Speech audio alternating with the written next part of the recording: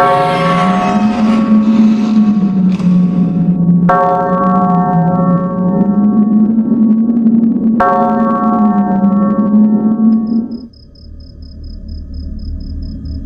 nga po pala si Didit. Hindi ko alam kung nakakatakot ba o nakakatawa para sa mga giliw niyang tagapakinig ang istorya kong ito. Siguro nakakatakot para sa akin noong bata pa ako.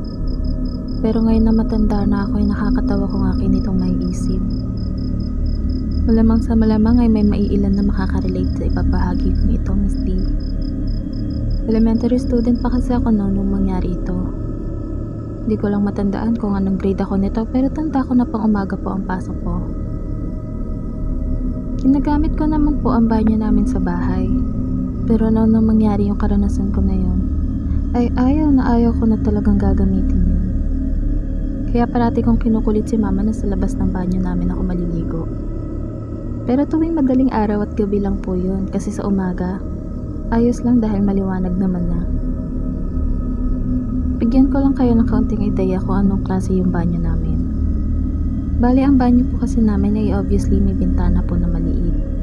Then ang likod po nun ay bakanting lote na po ng aming kapitbahay. Kung inyo man pong iisipin na baka may nanililip doon ay napaka-imposible po. Mataas po kasi ang lupa ng banyo namin kaya hindi po ito maaaring dungawin ng kahit sino. Mahihirapan din sila kung gagamit sila ng hagdan o kahit na anong tapakan. Gawa ng malambot po ang lupa sa tabi nun. Umaga po nun siguro mga 3:45 gising na po ako. Tanda ko pa na ang lolo ko pa po ang nag-iinit sa akin ng tubig para panligo ko kahit na hindi ko naman ho gusto ang maligamgam na pangligo. Ay ginagamit ko na rin. Kaway-kaway po pala sa mga tulad ko na gustong buhay na tubig ang ipangliligo. Mas nakakabuhay po kasi ng katawan kapag malamig ang tubig. Bago ako maligo noon ay kumakain muna ako ng agahan na inihanda ni lolo. Manonood saglit o hindi naman kaya ay makikinig sa kaset ni lolo. Sobrang masinop at maingat po kasi si lolo kaya kahit yung mga kapanahunan pa niya na gamit ay naaabutan pa naming mga apo niya. Bali ayun na nga po. Noong mga oras na yon, pagpasok ko sa banyo, bumungad po kaagad sa akin ng dalawang pares ng pula at malalaking mata na nakatingin po ng diretso sa kung saan ako nakatayo. Bilang ako po na batang duwag noong mga panahon na yon, kumaripas po ako agad ng takbo kay mama para ipakita ang nakita ko. Sumama naman po sa akin si mama noon at nakita niyang nandun pa rin ang pulang matang na sinasabi ko. Pero ang sabi niya lang sa akin, ilaw lang daw po siguro iyon ng kapitbahay. Sa totoo lang, habang sinasabi ni mama sa akin na ilaw lang iyon, ay maluha-luha lang akong nakatitig sa pulang mata na nakita ko po. Sobrang nakakatakot po kasi noong mga oras na yun na hindi ko rin po malaman sa sarili ko na kung bakit ko pa rin iyon tinitignan. Alam ko naman po ang pinagkaiba ng ilaw na pula sa literal na matang mapula. Yun po kasing mata na nakita ko ay hindi lang basta liwanag. Maaaninag mo talaga doon ang korte ng matang malapusa.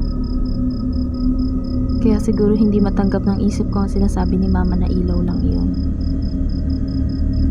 Lumipas pa ang ilang linggo noon at yun noon pa din na nakikita ko. Kaya naman ay pinili ko na lang na maligo sa labas ng bahay. Isang gabi po noon sobrang ihing-ihi na po ako. Halos sasabog ng pantog ko noong mga oras na yon.